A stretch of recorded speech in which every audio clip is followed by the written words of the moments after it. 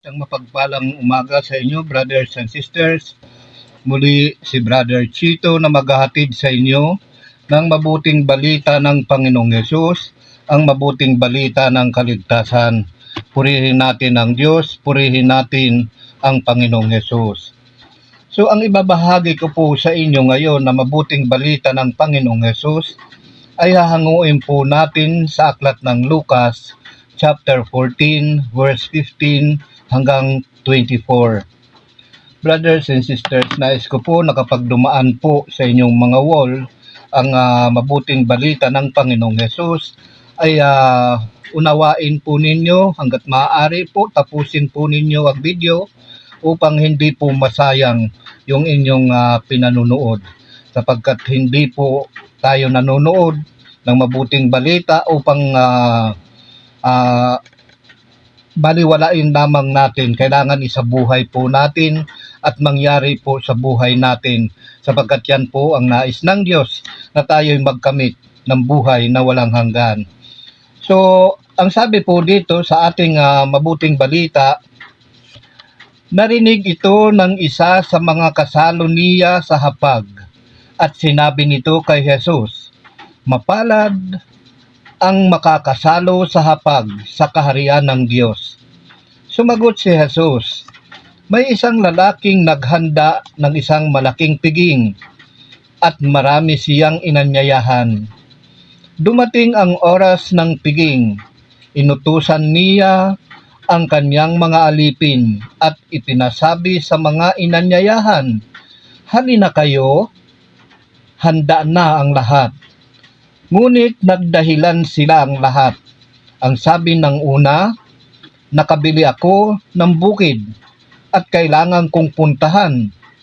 Kayo na sana ang bahalang magpaumanhin sa akin.'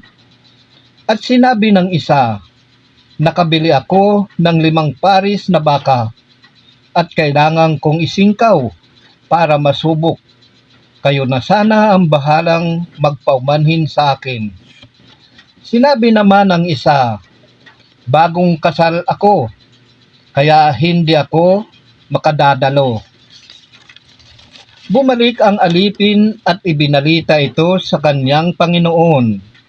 Nagalit ito at sinabi sa alipin, 'Lumabas kang madali sa mga lansangan at makipot na daan ng lungsod, at isama mo rito ang mga pulubi, mga pingkaw, mga bulag, at mga pilay.'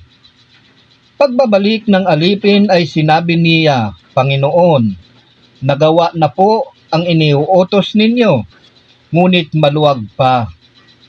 Kaya't sinabi ng Panginoon sa alipin, 'Lumabas ka sa mga landas at pilitin mong pumarito ang mga tao upang mapuno ang aking bahay.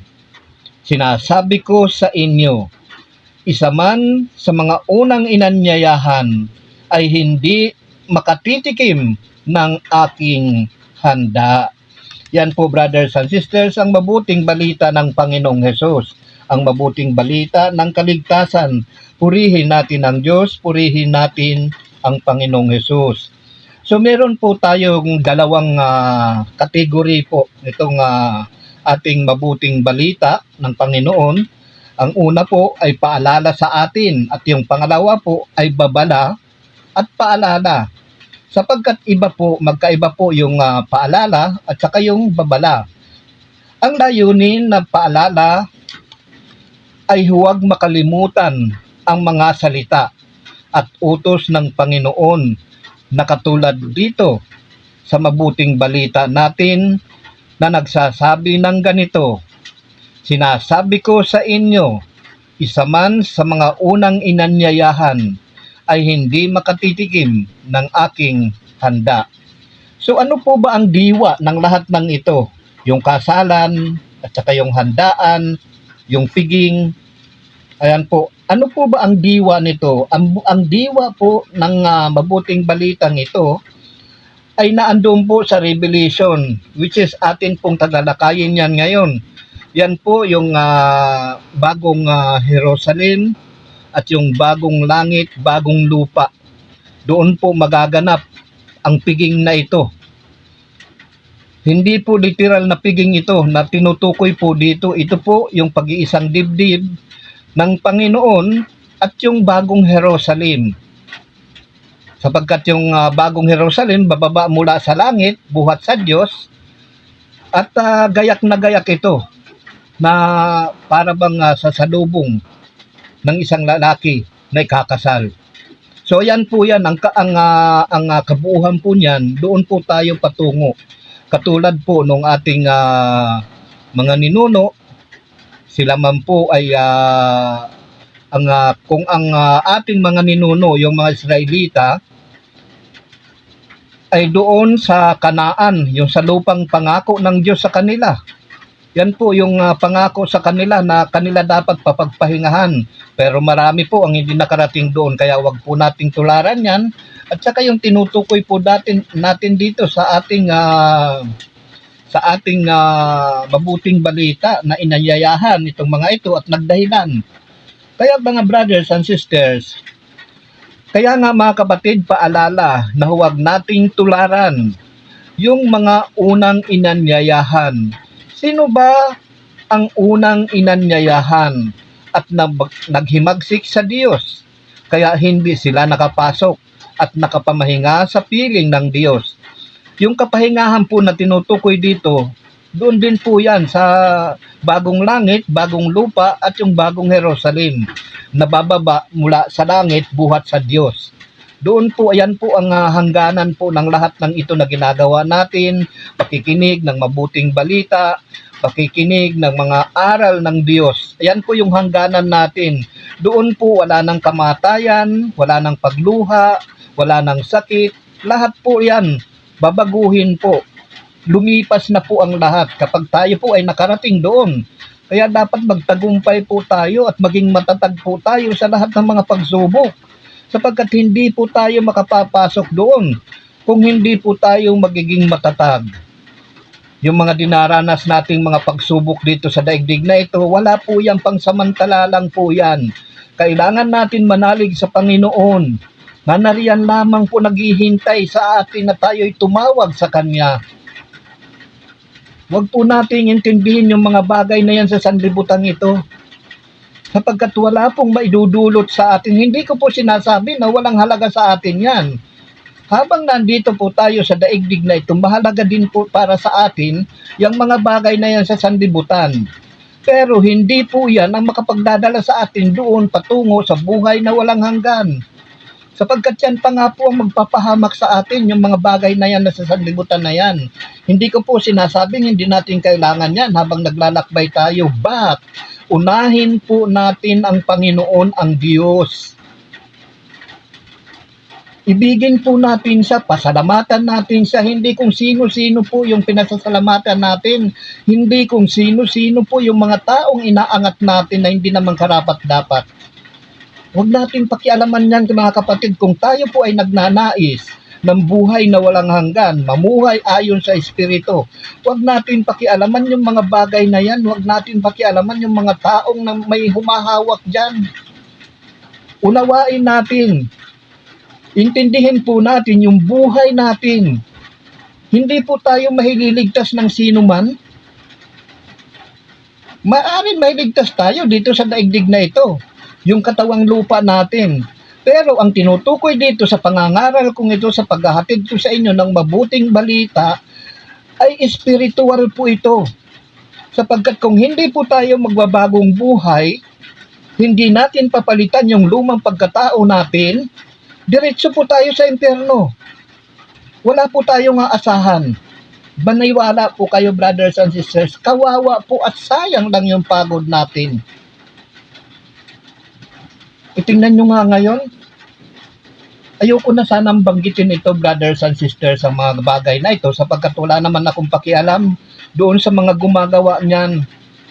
Ang pakialam ko, yung pinapahanap ng Panginoon na kanyang mga tupa. Ayan po ang pakialam, kailangan nilang marinig ang katotohanan. Itungkol na lamang po sa binyag, may narinig po ako niyan eh. Kapag nabinyagan ka na raw, Kristiyano ka na. Abay, hindi natin, kung babasahin po natin dito sa aklat ng Roma, yung pagiging Kristiyano, wala pong nagagawa ang mga tao kahit isa po. Ayan po ang katotohanan. Ayoko na sana pong banggitin yan kasi wala naman akong pakialam dyan sa mga yan. Ang pakialam ko yung mga tupa ng Panginoon na pinapahanap sa akin upang marinig nila ang katotohanan. Kaya sinasabi ko po sa inyo, mamaya isa kayo sa mga tupa ng Panginoon na kailangan makapasok sa kulungan, doon sa pastulan. Kaya sinasalita ko po ito. Matamaan man ang matamaan, wala po akong pakialam. Kasi yun ang utos sa akin ng Diyos Sabihin ko ang katotohanan. Yung pagbibinyag na po iyan, gawa lang po ng tao yan. Walang kaugnayan po yan sa Diyos. Sapagkat ang tinutukoy po ng Panginoong Hesus na kailangan tayong mabautismuhan sa pamamagitan ng Espiritu. Nasa aklat ng Juan po iyan. Ito po ang kailangan nating binyag, hindi po yung binyag ng tao.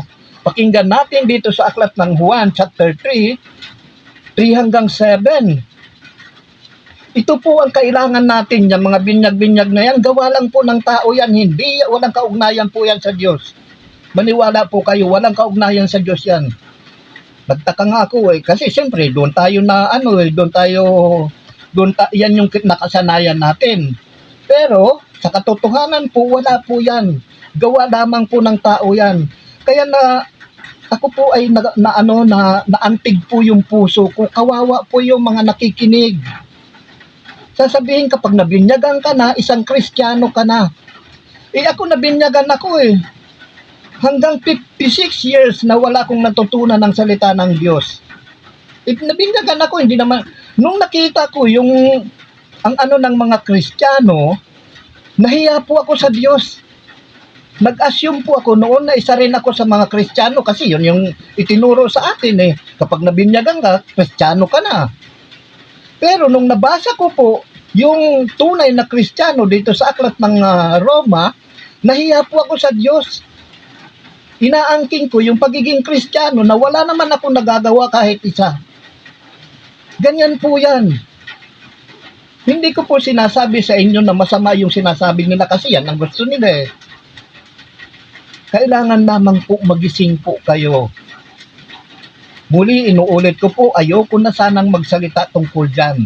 Pero ang turo sa akin ng Panginoon ay tuwirin yung mga mali. Abay, wala naman po sa Biblia. Ang tinutukoy po na bautismo na kailangan natin ay narito po sa aklat ng Juan, chapter 3, 3 hanggang 7, ang sabi dito ng Panginoong Hesus. Sumagot si Hesus, sinasabi ko sa inyo, malibang ipanganak na muli ang isang tao, hindi siya paghaharian ng Diyos. Paano kung may papanganak na muli ang isang tao? Kung matanda na siya, baka papasok pa ba siya sa tiyan ng kanyang ina para ipanganak uli? Tanong ni Nicodemo. Sinasabi ko sa inyo, ani Jesus, maliban na ang tao'y ipanganak sa tubig at sa Espiritu, hindi siya paghaharian ng Diyos. Kapatid, hindi po tayo paghaharian ng Diyos.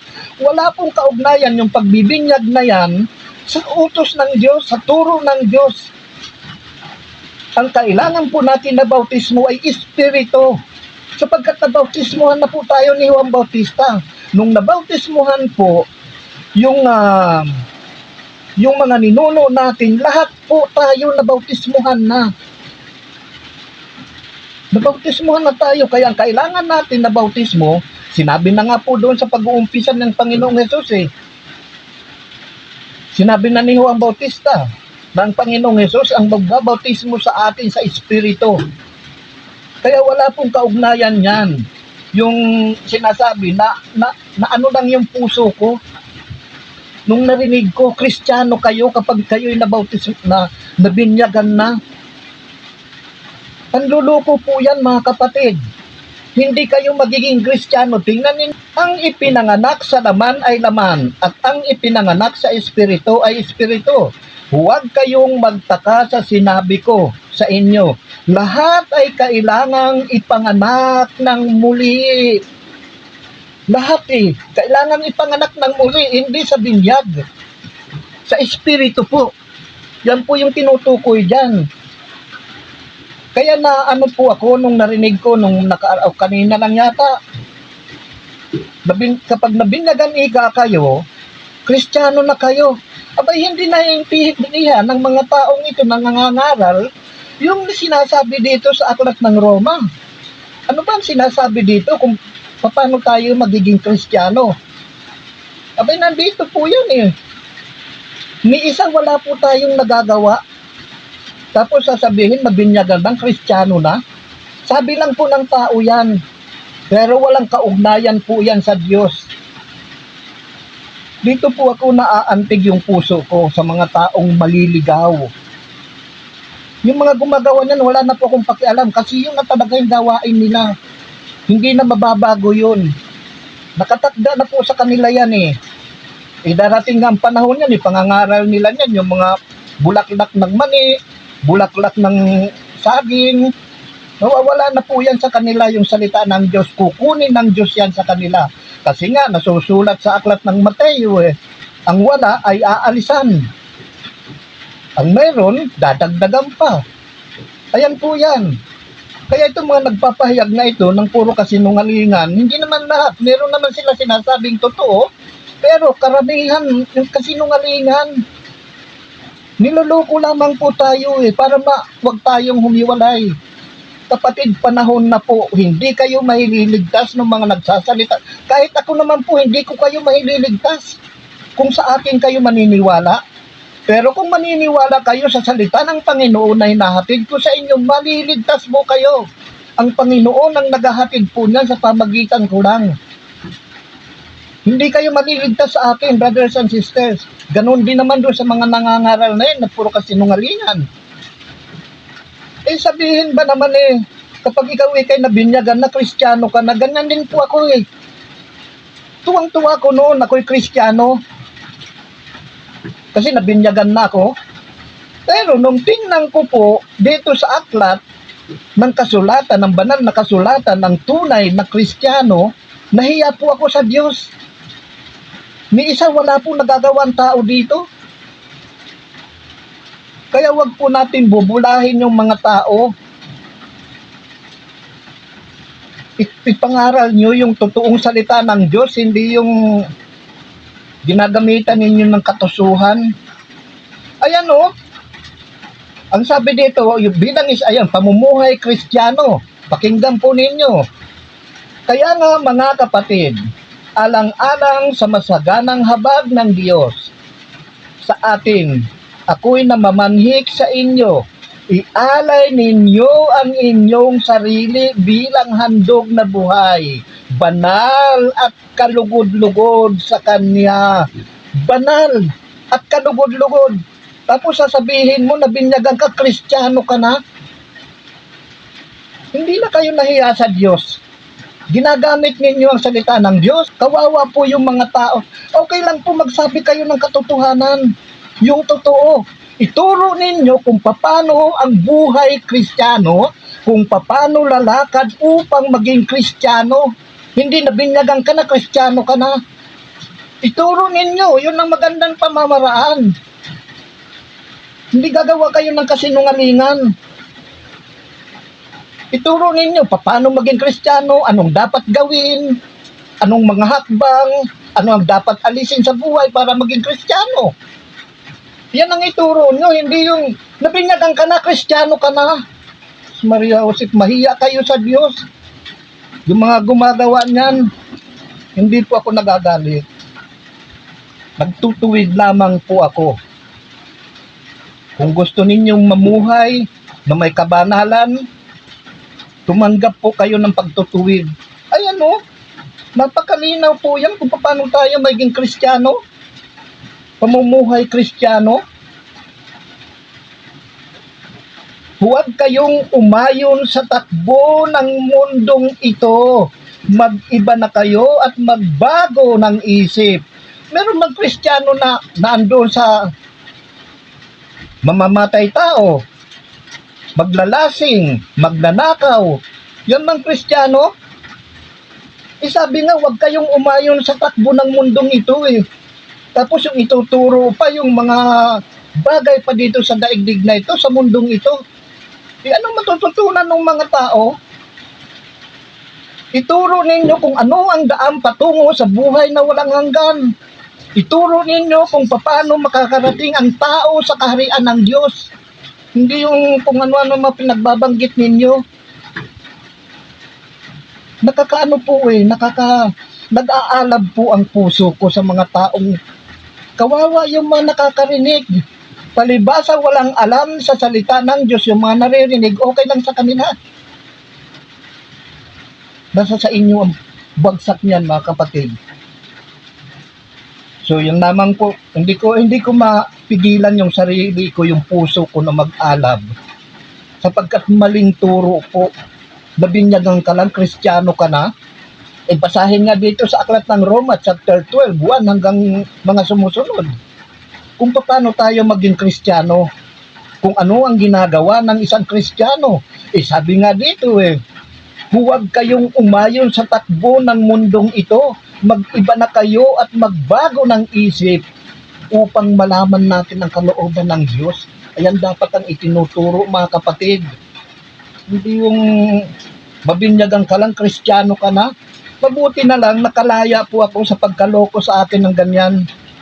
Proud na proud ako noon Kristiyano ako kasi nabinyagan na ako Pero sa Diyos pala, walang kaugnayan. Ayun, basahin ninyo dito. Sabihin niyo, sinisiraan. Basahin ninyo sa aklat ng Roma, chapter 12, 1 to the following. Kung paano mamuhay ang isang Kristiyano. Kahit isa, wala tayong nagagawa Nandiyan pa rin tayo sa makamundo. Nandiyan pa rin yung tismisan. Nandiyan pa rin yung siraan ng kapwa. Paninira, pagkabahabahagi. Abay, Kristiyano ba yan? Sinasabi nga, huwag kayong umayon sa takbo ng daig ng mundong ito Di ba? Ituro po ninyo yung katotohanan, hindi yung gagamitan ninyo ng katusuhan. Kaya mga kapatid, paalala na huwag nating tularan yang mga unang inanyayahan. Sino ba ang unang inanyayahan? At naghimagsik sa Diyos. Kaya hindi sila nakapasok at nakapamahinga sa piling ng Diyos. Pakinggan natin sa aklat ng Hebreo, chapter 3:16. Sino ang naghimagsik sa Diyos? Bagamat narinig ang kanyang tinig. Hindi ba ang lahat ng inilabas ni Moises sa Ehipto? Yun po, yung mga ninuno natin. Inilabas lahat yun ni Moises doon sa Ehipto, sa pagkaalipin sa Ehipto. Tapos dadalhin pa natin hanggang ngayon yung kaugalian. Nagganda matay nga sa ilang yun Kaya hindi sila nakapasok doon sa pangakong lupa sa kanila, which is sa Kanaan. Hanggang ngayon pa ba gagayahin pa natin yan, i-adapt pa natin yung kaugalian ng mga ninuno natin na hindi nakapasok. Hindi rin tayo makapapasok doon sa bagong langit, bagong lupa, bagong Jerusalem. Kaya nga sabi ng Panginoong Hesus, isa man sa mga unang inanyayahan ay hindi makakatikim ng aking handa. Sino yung hindi nakatikim? Yung naganda matay doon sa ilang na mga ninuno natin, mga Israelita.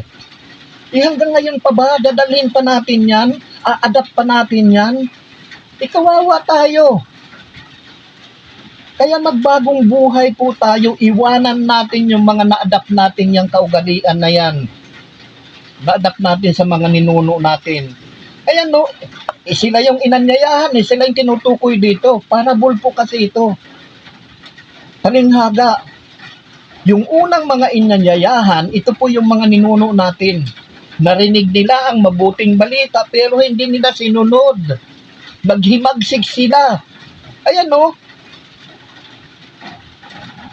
naghimagsik sa Diyos bagamat narinig ang kanyang tinig. Hindi ba ang lahat ng inilabas ni Moses sa Ehipto? Yan po yan, paalala po sa atin ang mabuting balitang ito upang huwag na po nating gayahin itong mga unang inanyayahan na hindi sila umatin, according dito sa ating mabuting balita, nang dumating ang oras ng piging, inutusan niya ang kanyang mga alipin at ipinasabi sa mga inanyayahan, "Halina kayo, handa na ang lahat." Ngunit nagdahilan silang lahat. Ang sabi ng una, "Nakabili ako ng bukid. Kailangan kong puntahan. Kayo na sana ang bahalang magpaumanin sa akin." Sinabi ng isa, "Nakabili ako ng 5 pares na baka at kailangan kong isingkaw para masubok.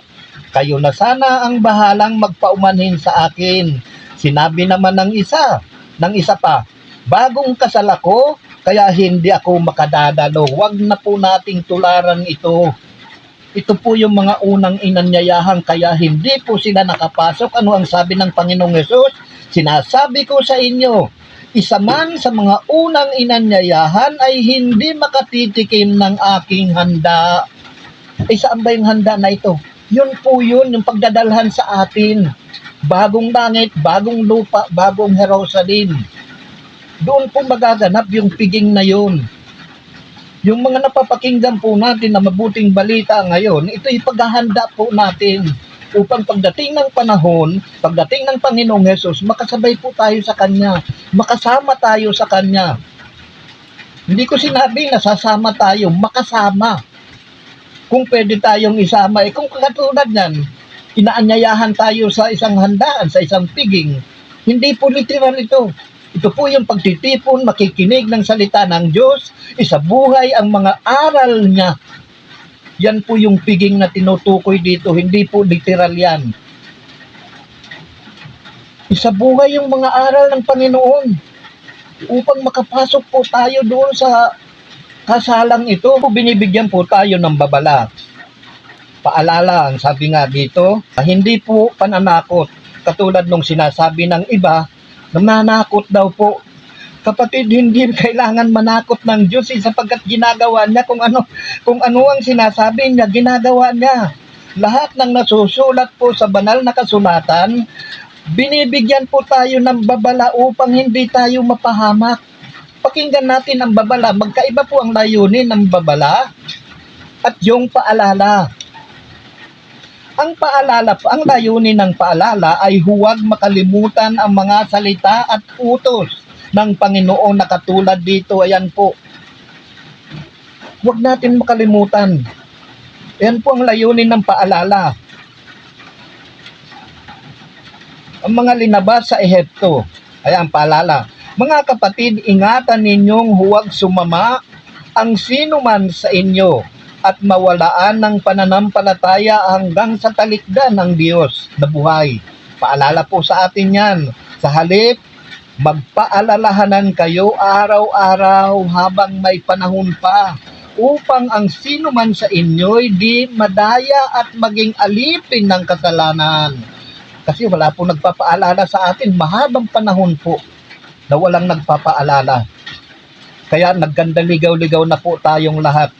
Ayun, katulad po, nung nagtatanong po sa akin, sabi ng ganon, ibig sabihin, naligaw ka rin. Kapatid, lahat po tayo, kapag sinabing lahat, walang exempted doon. Pati po ako, mahabang panahon po akong naligaw. Almost 50 years na akong naligaw. Kaya ang pasalamat ko sa Diyos sapagkat kinuha niya po ako, hinango niya ako doon sa pagkakaligaw ko. At ngayon nagtuturo at nagsishare ako ng salita ng Panginoon. Lahat po tayo naligaw, pati po ako. Walang exempted sa atin noon.